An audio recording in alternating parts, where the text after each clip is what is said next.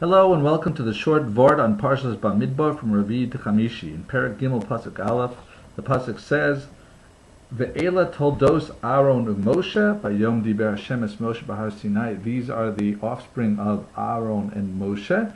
And then it lists Ve'ela shmos bnei Aharon habachor Nadav v'Avihu Elazar v'Isamar. It lists the sons of Aharon and not the sons of Moshe. So the main question we will ask today is, why does it mention Moshe's name if it is not mentioning his sons? Why does it call it Toldos Moshe? So the first answer we'll give is from the Or HaChaim. The Or HaChaim says that Moshe was mispalel on behalf of Aaron's sons when they were liable for punishment, as we discussed a few weeks ago in the short Vort. And so he saved Elazar v'Isamar, and therefore it's as if he gave birth to them, and therefore it mentions Toldos. But then we can ask, but it also mentions Nadav and Avihu, and they died anyhow.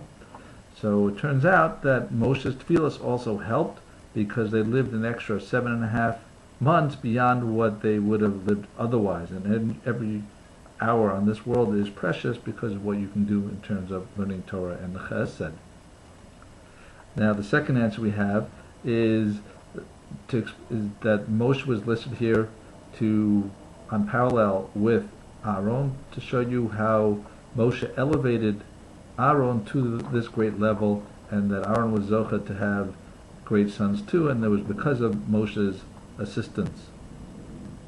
The third answer is Rashi quotes that Kol HaMelamed as ben chaveru Torah ki ilu malalav akasav ki ilu yoldav, that someone teaches someone else's child Torah as if he gave birth to that child.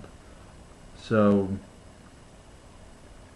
the question here is that Moshe didn't just teach the sons of Aaron, he taught all of Bnei Israel. So the Netziv, Naphtali, Tzvi, Yehuda, Berlin answers that there's a distinction for this rule, and this rule applies when you teach Torah Sheval Peh, the Talmud, and not just when you teach Torah Shebiksav. And at this point, as the Pasuk said, B'Har Sinai, it had only been an education from Moshe to the sons of Aharon regarding the Talmud, and Talmud brings you to action. And but the Bnei Israel did not learn the Talmud at that point. They only learned Torah Shebiksav. Later on, they would learn the Talmud, and then it should be that they were considered as if Moshe was nolled them too. Another explanation is that because the main part of learning the Torah is when the Torah brings to action, and while the Bnei Israel were brought to an elevated madrega, to a very high level of action, they were not able to sustain it, and therefore they were not mentioned as if Kilu Noldam. But the sons of Aharon, they remained on that high level, and therefore it was a credit to Moshe Rabbeinu. And the next pasuk, it goes back and mentions Aharon, doesn't mention Moshe in that pasuk anymore. Why do we quickly jump back if we're equating them to the sons of Moshe? So the Ksav Sofer explains that it teaches us a lesson. First, that Aharon, how great he was, and he needed to be respected, but it's also a lesson that can be applied to any parent, that even if you learn in yeshiva or from a Revii your Torah, and it's different than what your parents learn, you have to respect your parents anyhow. So you have these two levels. One is with the Revii, and another is with the parents, that must be respected, especially if one of them is a Talmud Chacham. Going back to the original question, the Midrash Rabbah uses this as an opportunity to discuss that Moshe's sons were on a high level, that they should have succeeded Moshe Rabbeinu, which is different than I generally had learned in the past, that either they weren't on such a high level, or that one even was a priest to serve Avodah Zarah.